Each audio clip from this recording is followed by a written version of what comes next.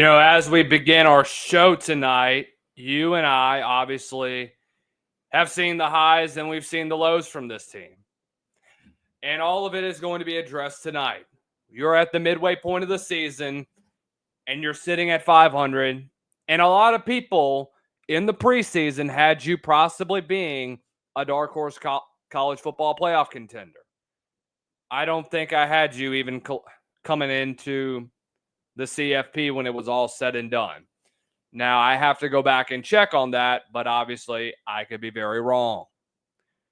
Number one, guys, you're in a position that I don't think a lot of people expected you to be in. I don't. And nothing makes me more frustrated than when I get on here and I have to argue with South Carolina fans everywhere, man. It's not just here. It's on social media. We'll address that in a little bit. But nonetheless, guys, let's get into this we'll get into all that in a little bit. We are live. This is South Carolina Live here at the Voice of College Football. I am your host, as always, Lucas Hill. So, guys, I need you all to do me a favor. Hit the like, share, and subscribe button down below. Turn on those bell notifications so that you are notified every time we go live here on South Carolina Live at the Voice of College Football. We have a lot that we obviously need to discuss. We have a lot that a lot of people have called me out on Twitter. We got to talk about that. Yeah, I mean, that's pretty much where we are at this point in time with South Carolina football. And, I was thinking about this before I started the show, and I really had a lot to think about. And I thought about where South Carolina is, not just when it comes to football, but when it comes to athletics as a whole. Especially over the last 15 years. Ever since that South Carolina won back-to-back College World Series in 2010 and 11, you've been in a state of mediocrity. And, yeah, you've had your moments. You had your Spurrier years. You had the years when, like we mentioned, the Ray Tanner college baseball years. But after 2012, really after 2013 for South Carolina, basketball and baseball have combined for, I think, a total of 2, or actually maybe less than that, postseason appearances. Aside from women's basketball, you are in a state of mediocrity. Let me tell you how it goes sometimes. You will have basketball that'll have one great year. You saw what happened in 2017 with Frank Martin. They go into the year and they go on an incredible run. In 2016 and 17, they go 26 and 11. They finish tied for second or tied for third in the SEC. You have a great year.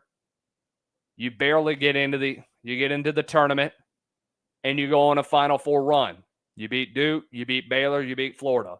Couldn't do it against Gonzaga.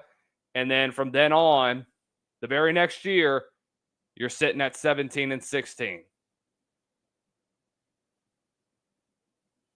Since 2012, South Carolina men's basketball has had 2 NCAA tournament appearances. You've had 3 since the start of the 21st century. You have a total of 10 since you started the program back in 1908. That's basketball. Let's talk about baseball. When you look at baseball since the start of the century, you went to the tournament every year, 2000 all the way to 2014. You missed the tournament in 2015, and since then it's been mired in falling short at times. And I think that goes back to the long history of South Carolina baseball. That goes back to the long history, well, not South Carolina baseball, the long history of South Carolina athletics. And I'm going to just tell you right now, South Carolina athletic-wise is just not good. It doesn't have a good history. And whether you want to hear it or not, this is the truth. This is the truth that you all need to hear. Sorry. But you know what? You should not be surprised. You shouldn't. Let's talk about football-wise. This has happened the last 3 years in South Carolina. And I told you in the preseason that you needed to lower your expectations. I sound like a broken record when I say that, but it's true. 2022, you have a great second half of the season, and you end up in a bowl game. You end the season winning 2 top 10 games. You beat Tennessee, and you beat Clemson. Very next year, you're a dark horse in a rebuild year, but people are expecting you to kind of be better too. Well, you fell flat on your face and went 5-7 because your defense was not very good.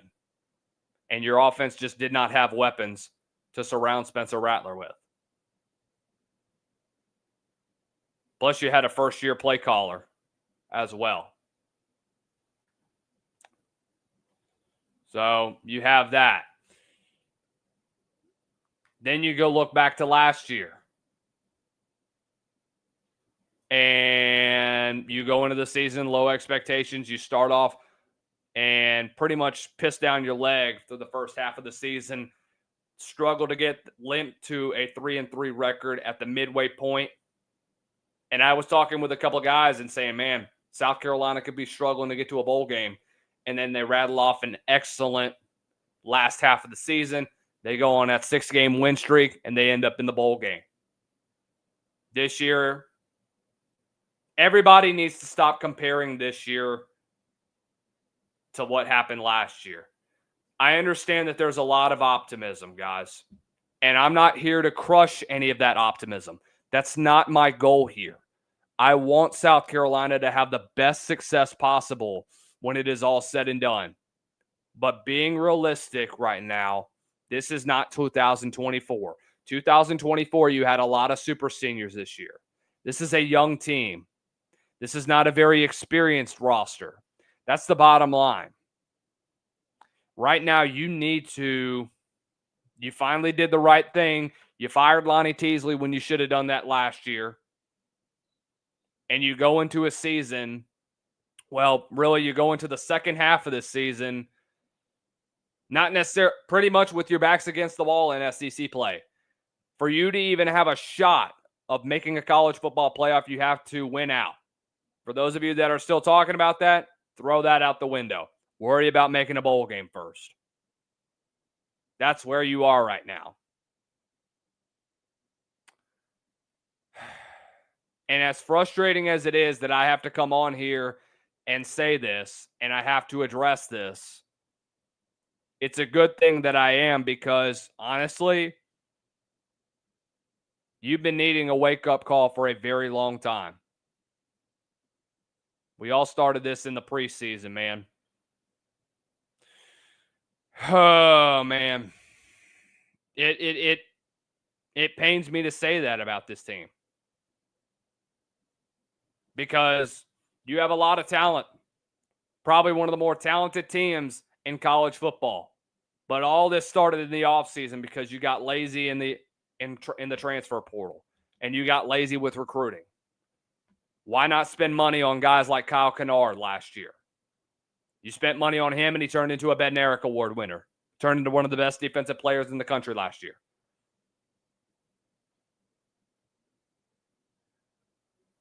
I know that you have a young roster, but guys, why don't you spend money on a guy like David Bailey? Now, I understand that he's an edge rusher, and you already have a pretty solid edge rusher with Brian Thomas right now. But, guys, you need a depth. Edge rusher depth is not there. Defensive line depth, it's not there. Interior defensive line depth especially is not there. Linebacker depth, not even close. Offensive line depth is pretty much in the toilet.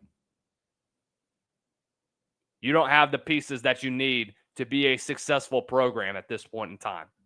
You don't have the pieces that you need to be an SEC championship contender. And a lot of you need to hear that. A lot of you need to get real and look at yourself in the mirror. Guys, I've had to fight with South Carolina fans all damn weekend long about this. So I think it's appropriate that we start the show with addressing a tweet that I put out over the week on Sunday, and I pretty much told you what happened. And many of you are saying, oh, what's your source? What's your source? What's your source? I never said I had a source. And many of you already claim, I'm wrong when I say this. You're stupid for saying this. Oh, what's your source? Guys, this is an opinion-based platform, and obviously people took it way out of proportion. I said, I hope y'all know that Lonnie Teasley's firing was not a Beamer decision. This was a Booster and Donati decision. Y'all really think that a guy like that Beamer, guys, y'all should have known him over the last 4 years. Have you ever seen him make a midseason fire, whether it be a coordinator or a position coach? He's never done it. Never until Sunday. Yes, he did drop his nuts and he actually did it. But I do believe there were some outside sources, boosters, board of trustees, even I think Jeremiah, even though it's come out, and I'm sure this tweet attracted a lot of South Carolina media that came out and said, ironically, a couple hours after this tweet goes pretty viral and says, Shane and called Jeremiah at 4 o'clock in the morning to say he's not firing Lonnie. First of all, that's just a weird thing to do at that time of the day. Why are you not waiting until early in the morning to do that? Why call your athletic director at 4 in the morning to say, hey, I'm firing one of my coordinators or one of my position coaches? Okay.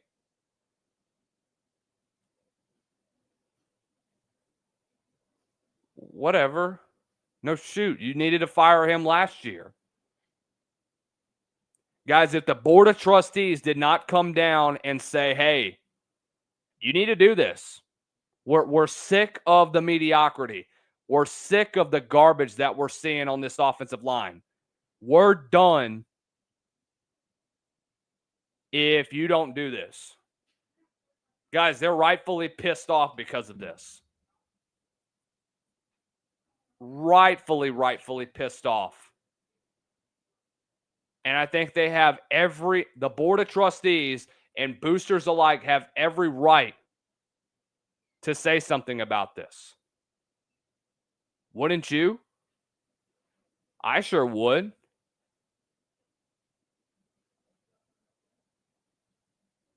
You as fans have been pissed off at this for the last couple of weeks, ever since the season even began. And now I get the crap because, I pretty much told you what's pretty much going on behind the scenes.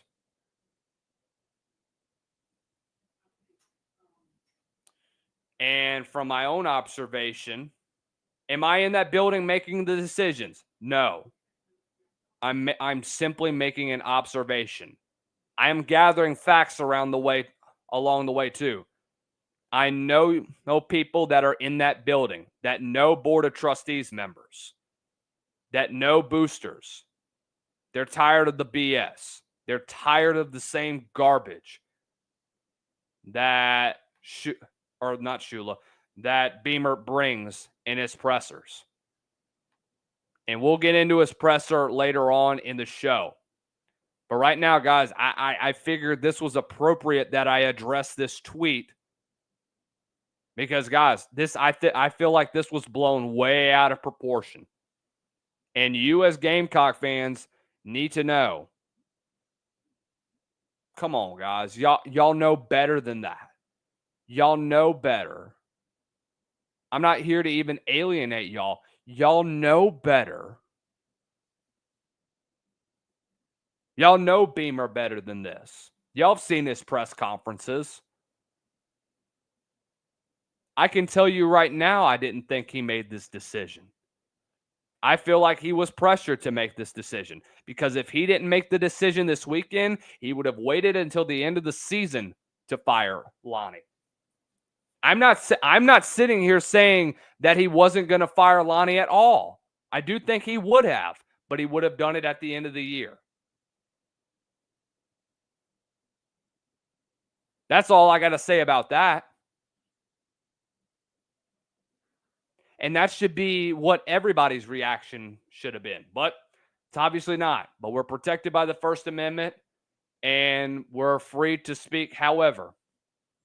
Now, I had South Carolina media pretty much respond to me, which I thought was weird. But whatever. Come on. At least we're engaging with each other. At least y'all know who I am.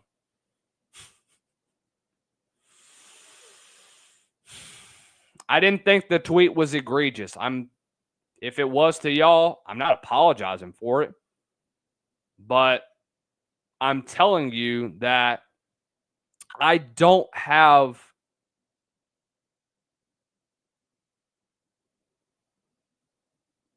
how do I say this? Am I in the building like I've already mentioned? No. I'm simply sharing my opinion. I'm simply sharing my thoughts on this. Yes, I do know people that are in that building, like I've already mentioned. And many of you may wonder, how do you know? You've barely been covering South Carolina since May. It's not hard to make some friends, man. I wouldn't really say even friends either. I'd just more like say colleagues. Other people that are boosters, other people that are in the staff. So the bottom line is this, guys. This is the last thing I'm gonna say about this tweet, and then we're moving on to the more important things of today. I don't believe Shane is the only one that I feel like Shane. Well, let me respond. I don't feel like Shane was the one that said, hey, I'm the only one that's making this decision. Board of trustees and boosters influenced him. I really do. Our boy Choke in the comments section. I think he called into the show this past Saturday. I believe that's the same one too. I think that, no. I think that's Nick, the same one that called in on Saturday. He can say, hey, if it was or not. What happens if we lose to Oklahoma? We'll get into that later on in the show. But everybody do us a favor. We're going to take a break real fast. Make sure y'all hit the like, share, and subscribe button. Repost this stream if you are watching us on Twitter. If you're watching us on YouTube, make sure you hit that like, share, and subscribe button, guys. Help us get to our goal of over 1,000 subscribers on YouTube. Bye, Mom. I'm 21. I still live with my parents. I go to college. Anyways, y'all make sure y'all hit the like, share, and subscribe button. Let's get to our goal of over 1,000 subscribers by the time we get to the month of December. Tell 5 Gamecock fans around you that we are live right now. So we're going to take a break real fast.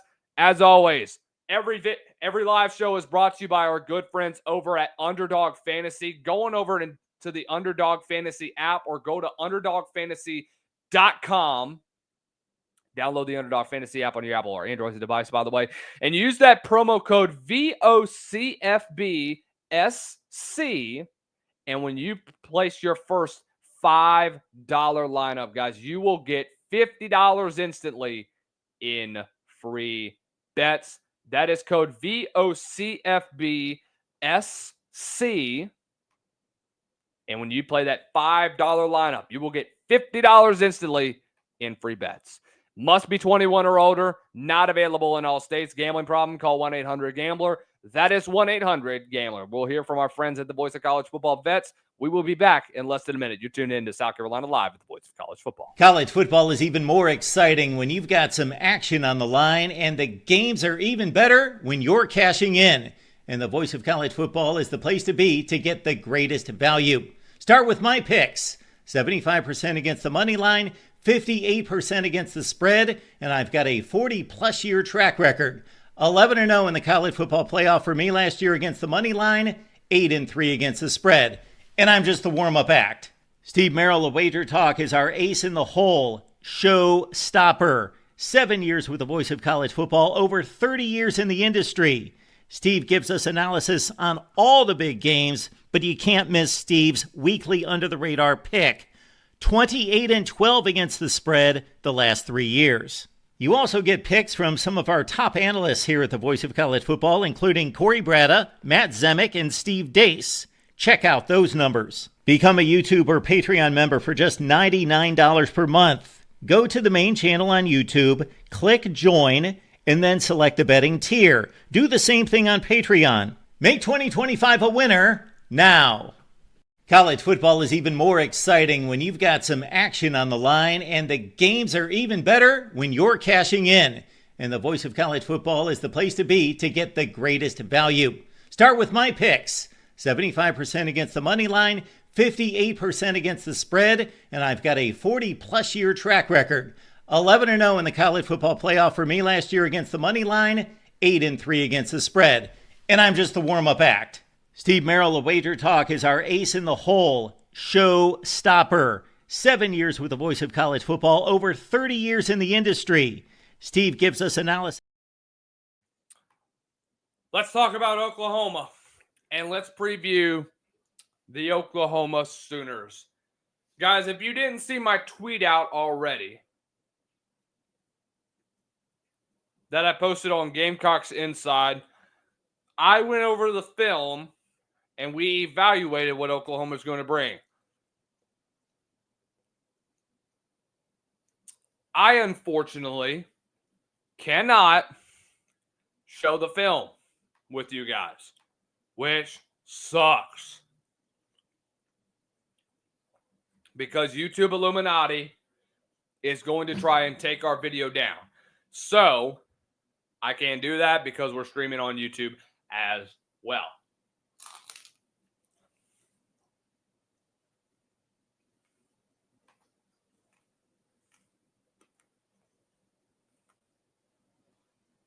But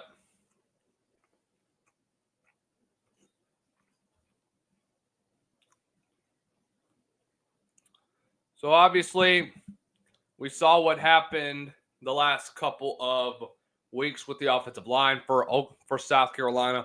The number one thing that is going to be the point of focus for South Carolina is you have got to find dudes on the O-line. And you have got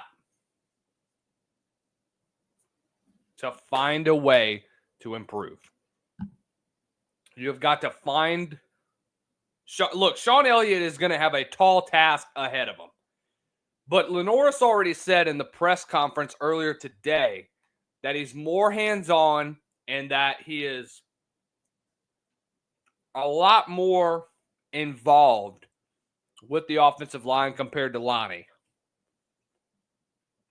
But this is what you're tasked with fixing. South Carolina has 22 false start penalties.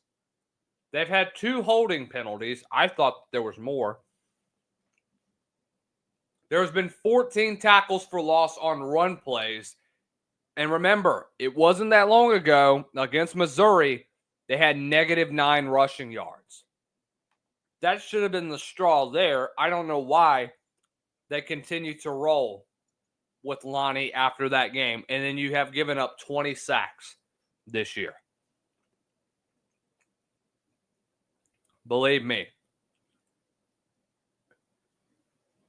it's not going to be easy.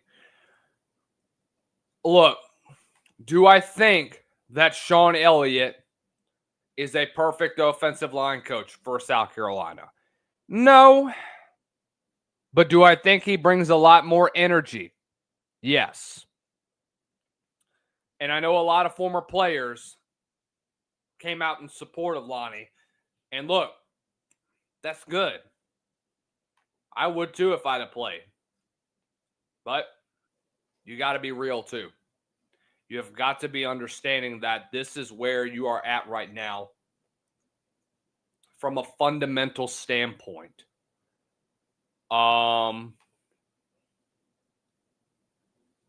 This is something also that Beamer mentioned in his presser. That is and Wes Mitchell talked about this from Gamecocks Central.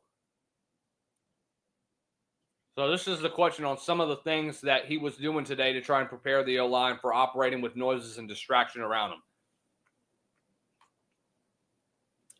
He said that is the hope, certainly, that we can cut down on the pre-snap penalties.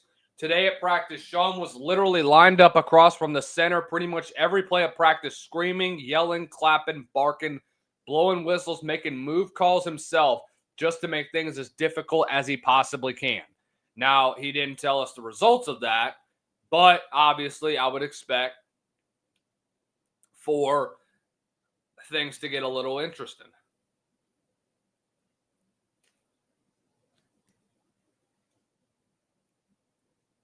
So,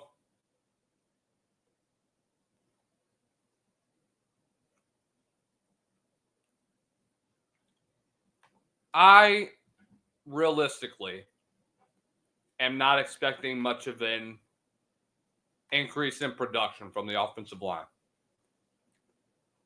But that also comes with what you're going to get this upcoming season. God willing that you can keep your 2026 class together and you can develop guys like Darius Gray to be an instant plug-and-play guy right next to JT, who, in my opinion, has been playing pretty piss poorly lately.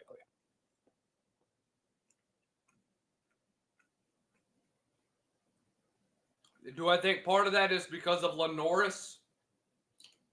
As part of Lenoris' struggles? Well, hell yeah. No shit. My bad for the language. But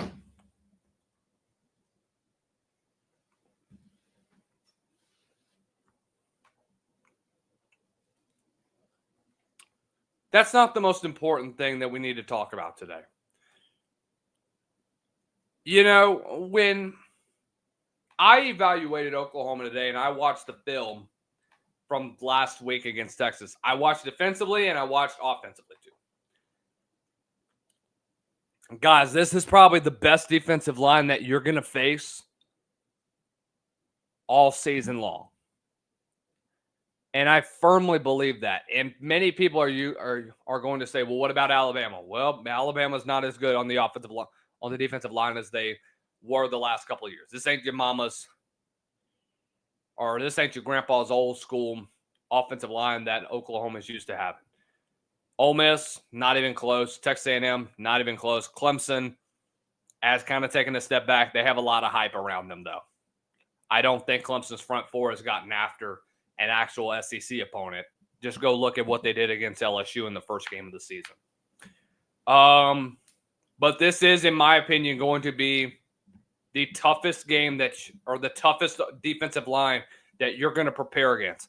And it's pretty weird and pretty interesting knowing that Sean's going to go into his first game as the new offensive line coach and having to play arguably the best defensive line in the SEC that Oklahoma has. So what Brent Venables has done most of the year is that he's been very creative with his stunts. Guys, he's got a first-round edge rusher in R. Mason Thomas number 32, that you're going to have to look out for. He's going to be a game wrecker when it is all said and done. And let me tell you, JT is probably going to be lined up on him. JT is going to struggle horribly. This is going to be a battle between two defensive lines that have outperformed what many people expected this year. Do I think in the pass rushing department? South Carolina in run defensive department, especially up front, has gotten pushed around a good bit. Pass rush wise, I thought they've been pretty well. But anyways, their pursuit angles are really good. They're going to fly to the football. But if you stay consistent, if you can play the time of possession game like what Texas did in the second half, you can wear them down. They will miss tackles. And it'll lead to big runs. Trey Wisner had a big run. Arch Manning had some big runs. You know, you got guys like Ryan Wingo involved. If South Carolina can play the time of possession game, if you can finally get creative in your play calling, and if you can get your backs involved, get Matt Fuller the damn ball! I should not have to be coming out here and begging you to feed Matthew Fuller the damn football. I don't know why Shane goes in this press conference after the game and says, I don't know why Matt Fuller was on the sideline. What the hell are you talking about? You don't know. He's right freaking there. You ran for 193 yards last week against LSU. You were breaking off big runs. You're breaking off big plays. Are we supposed to just believe that that's Shane's reasoning? That's horse crap.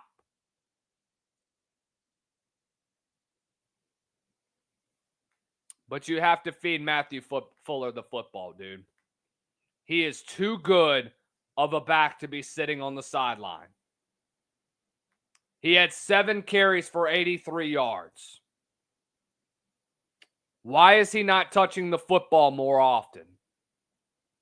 Why are we not giving him chances to run the damn ball? Rasul Faison had 13 for 68. He was pretty good. But guys, Lenoris had 22 carries for 19 yards. Most of it is because you kept getting sacked.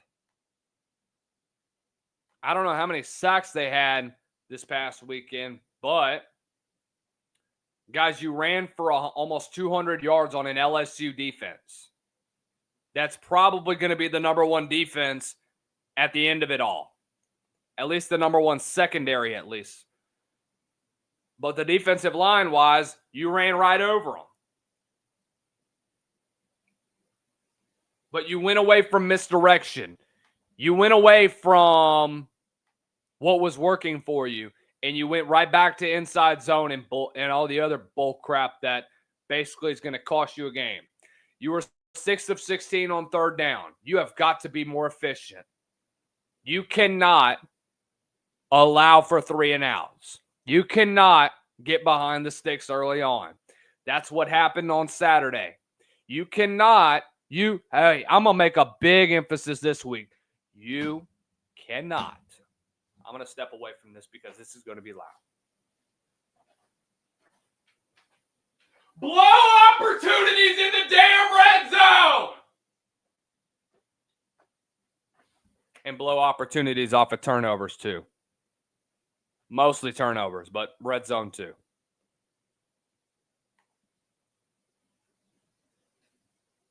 You forced what, 3 turnovers? And you got 3 points off of them? You made it to the opposite side of the 50 16 times, and you came away with 3? That's unacceptable, guys. That's poor offensive play calling.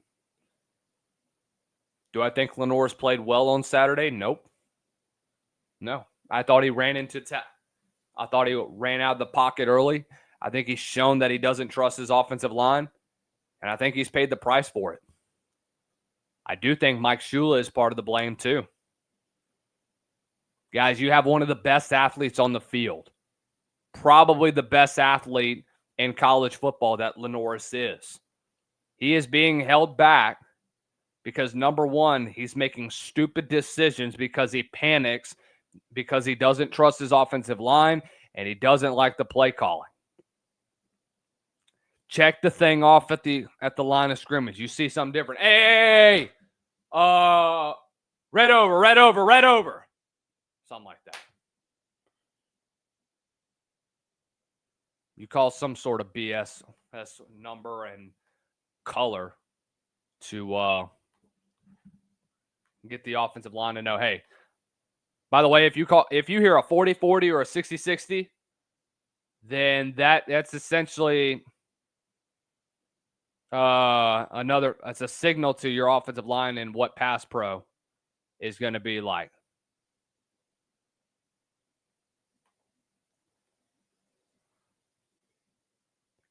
Which I think was pretty cool in my opinion. Continuing on. On the offensive side of the ball, guys, obviously, John Mateer is hurt. If I'm Oklahoma, I'm not playing him this week. They're going to, probably, but I would not play John Mateer this week. I don't think he's playing his best football right now because, number one, he's hurt. But if you do see him out on the field, you're going to play quick. You're going to see 2-3 step drop backs, and you're going to see Mateer get the football out of his hands quickly. I mean, quickly. There is going to be no hesitation when it comes to what John does in the pocket. You're going to set up screens. You're going to set up quick hitches. You're going to get swing outs out of the backfield. I don't expect for him to take a shot down the field. So if I'm South Carolina, bow up defensively and play man coverage, which I expect Clayton White to do on Saturday. It would be wise if he does that. But you also have to realize they have a lot of athletes at receiver. Deion Burks is a game changer.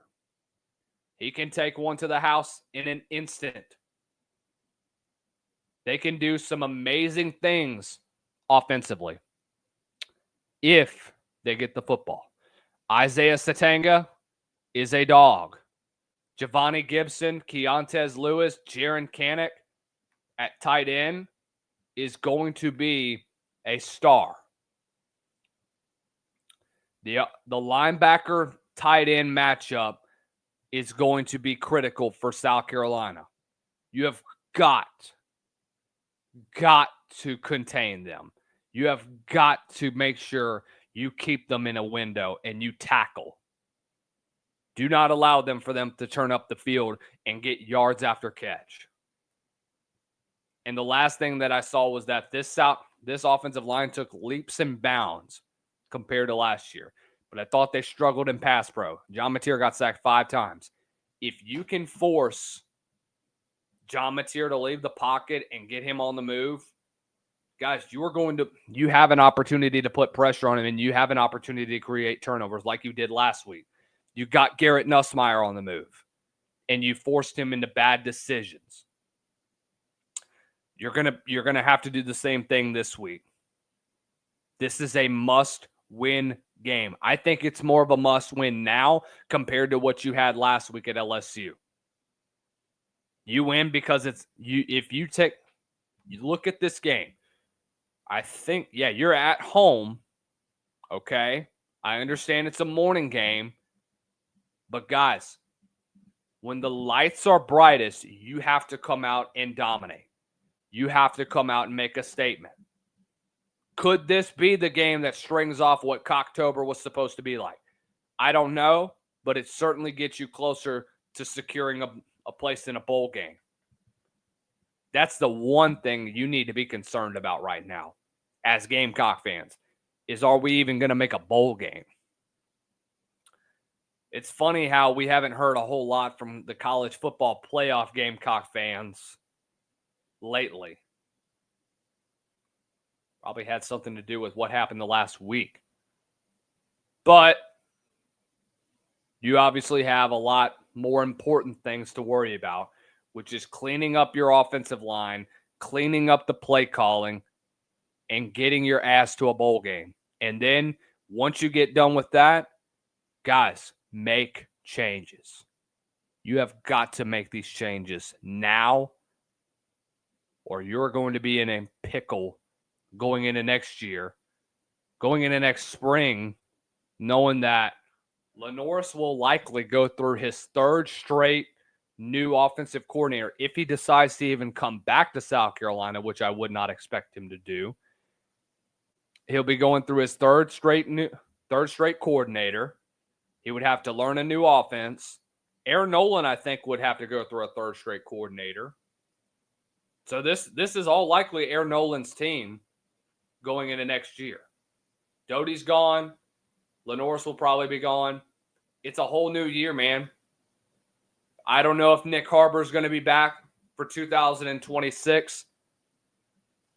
You do get a lot of the young guys back, though. That's the only good thing that you can expect going into 2026 is that you're going to get guys like Dre Jacobs that could be coming back next year, that could be coming into a situation where you have a new offensive coordinator and you have a new system that could fit around you. Get out of the pro-style system and let your quarterback be who he is instead of him being a robot in the backfield like what you're seeing right now with Lenoris. So to answer Choke's question about what happens if you lose to Oklahoma, well, then you're looking at, guys, this is a gauntlet of a schedule that South Carolina has to play. Following today, you play Oklahoma this weekend. Alabama comes to Willie B.